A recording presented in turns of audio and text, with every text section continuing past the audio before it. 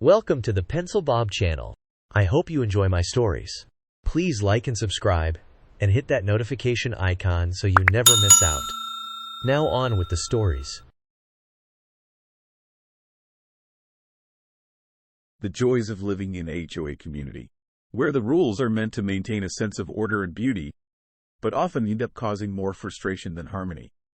I still chuckle when I think about the absurdity of it all. It was a typical night in our cozy single-wide trailer home, nestled in a picturesque neighborhood surrounded by trees and wildlife.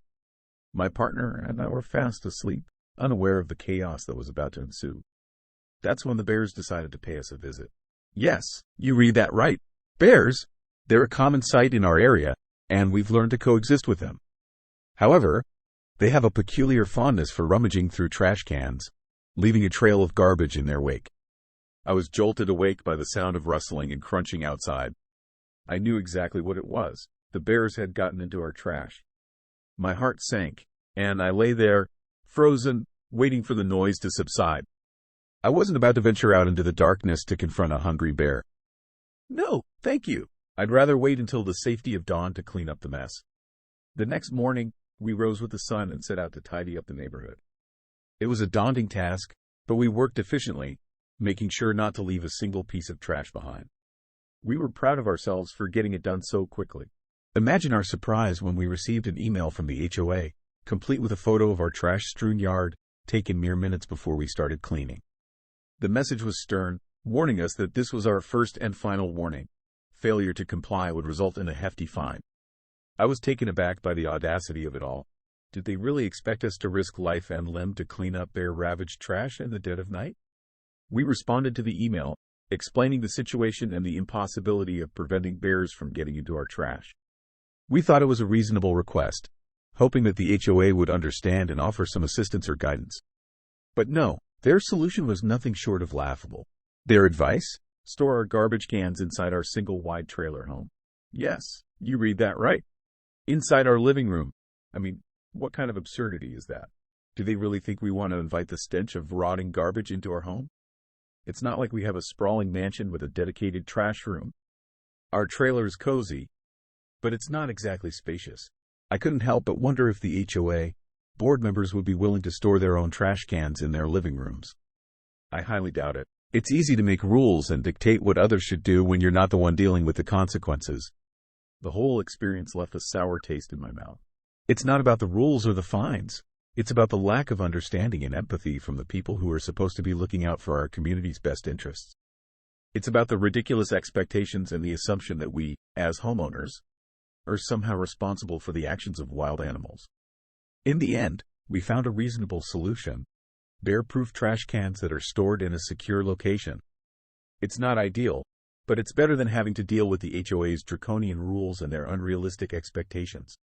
We've learned to take the good with the bad, and to always keep a sense of humor when dealing with the absurdities of life in an HOA community.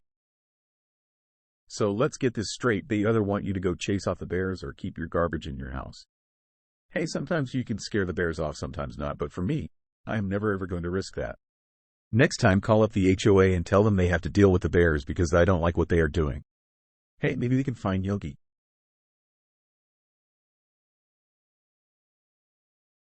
I tried to use my key card to get in, but it wouldn't work. I was looking forward to a relaxing afternoon in the sun, and suddenly I'm stuck standing outside the gate, feeling frustrated and annoyed. So, I did what any self-respecting homeowner would do. I sent an email to the HOA, Homeowners Association, complaining about the issue and asking if this was some kind of retaliation. You see, I've been having a bit of a dispute with the HOA lately. It all started about 2 months ago when I received a notice saying that my grass wasn't up to par with the rest of the neighborhood. I was shocked, to say the least. I cut my grass every week, and I'm pretty meticulous about keeping my yard looking neat and tidy. But, apparently, that wasn't good enough for the HOA.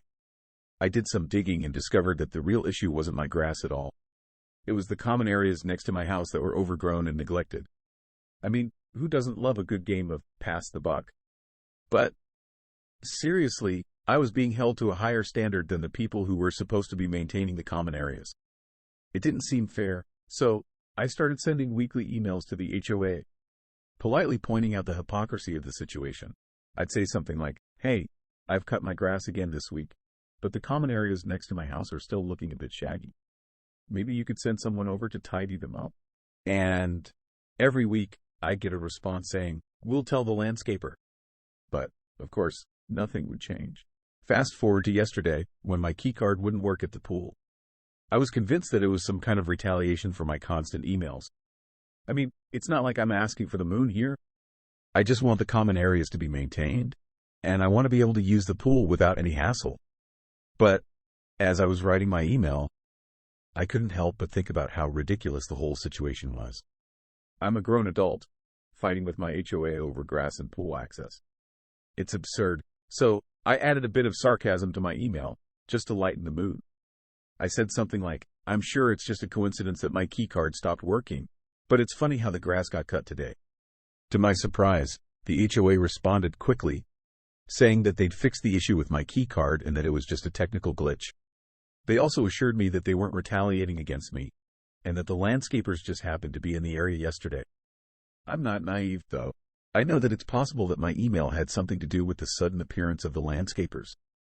Maybe it was just a coincidence, but maybe it was a bit of a nudge from the universe, reminding the HOA that they need to take care of their responsibilities. As I was posting about my experience in a Facebook group called FHOA, yes, that's really the name of the group, some people started calling me a Karen, one of those entitled homeowners who always complains about something. But I was just trying to add a bit of humor to the situation. I don't really think the HOA deactivated my keycard on purpose, although it's not entirely impossible.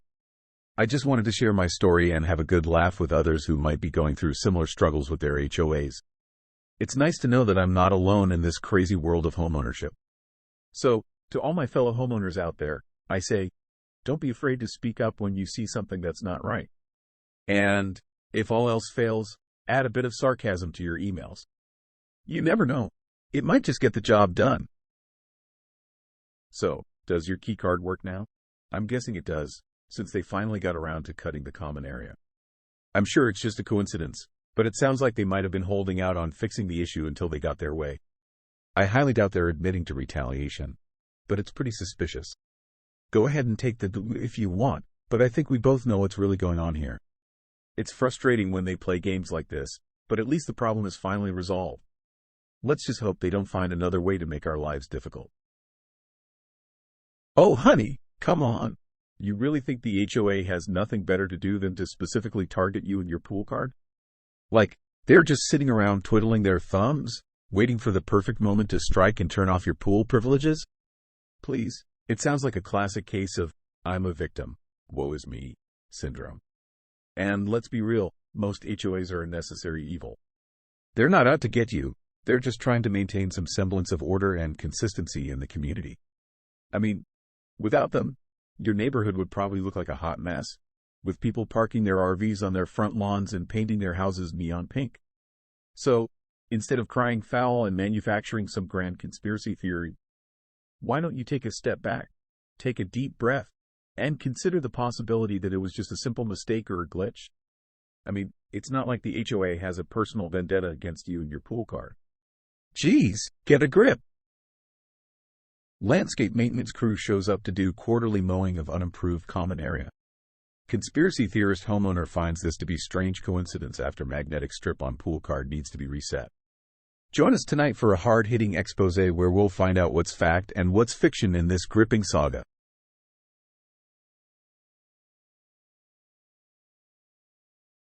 Florida HOA admits HOA skips fines and goes straight to suing people. As a Floridian who knows HOA abuses quite well, I found the below post to be quite telling, and a red flag to anyone who wants to move down here. Here you have a guy in Florida, apparently with pride, admitting his HOA doesn't even bother fining people for violations. Nope, they skip that, apparently because owners have the statutory right to appeal fines to a committee of residents. Instead, his HOA goes straight to suing people for violations. And his glorious example is suing an owner for a $200 modification and sticking the owner with a $20,000 legal bill. Florida is the most litigious state in the country. It is also one of the most HOA-filled ones. That there are Florida HOAs and Floridians who act like this should be a massive red flag to any of you thinking about moving down here. You're one Floridian away from ruining your life. I wouldn't play those odds. The other post. Can I fight my HOA over violations not in rules? I moved into a new Florida community in August 2023. A big reason why we purchased was the realtor sales lady in the model guaranteed and promised we could do upgrades such as front porch screens and driveways extended to the edge of the house. Using the house next door to the model as an example. Some homes in the community already had front screens and had been there for 1 to 2 years already, so we took that as a green light. In September 2023, we added a front porch screen. It was nice to sit in the front and not worry until May, when we received a notice that our screen was in violation. Shortly after seeing new neighbor on FB complain about being denied screen. The way the screen was installed, though, required cutting into bricks in a pillar that stands on the edge of the porch. The brick pillar is a structural part of the home elevation. The bricks have been carved out in the center, so it's not as easy a fix as the HOA seems to think. They gave us until June 16th to remove it. We didn't. Today, we received another notice saying if we don't remove it by July 8th, we will face abatement, fine, or legal. They also seem to be retaliating against our silence by issuing another violation for solar lights. The tiny kind you stick in the garden, which we have because the builder only gave us one outdoor light and for months we had no street lights. It's dark coming home late. Nothing in the HOA guidelines even mentions outdoor lighting. Yet they say in the notice it's an unapproved alteration. Do decorative $10 Amazon solar lights count as an alteration? For more reference, nothing in the guidelines we signed before closing says we can't have a screen. In fact, all it states on the matter is that screened enclosures and screened porches should be dark bronze in color. To which mine is. Outdoor decor isn't mentioned at all. Is there anything we can do in this situation? Do I try to fight this in court? I'm considering just taking the loss and getting out of here, but it's so short notice and so frustrating I almost want to cry. That's not how it works. In Florida, you don't have to find in HOAs that don't find the better ones. Instead, they have a violation process where every 30 days they send a letter to correct the issue. You will get 90 to 120 days till the next step, but still not going to court. The next step is a lawyer who tries to contact you for 60 to 90 days to start binding arbitration or get agreement to address the issue in X days. If you don't answer the lawyer now, a Florida judge will entertain a civil case. That will be bothered 90 plus days before you have the initial hearing. When all said and done, it's probably been 6 months to a year before you get to a judge, and you really have to be ignoring the HOA to get to that point. It took our HOA over 2 years to get a crackout taken care of that crashed into the wall and almost took out 2 homes by vaporizing their front wall crashing into it. These are 2 separate instances, and I got the latter on video where they could have killed someone. The first one, they power drove into a wall when the school kids were getting off the bus and walking by. Even still, the courts didn't get rid of them. It was the increasing assessments for damages to common elements forced the landlord to care and sell. So no, you don't just go straight to suing in Florida. Some may notice that in the post he is referring to, nowhere does it say they go straight to suing. Quite the opposite, in fact. Not sure why he thought that that post would help his case. Do not get me wrong. HOAs are a terrible idea, and to live under one an even worse idea.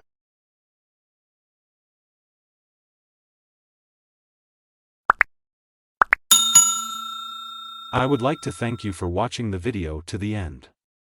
To encourage us to make more videos, please like, subscribe, comment, as well as share. Check out this other video if you haven't already.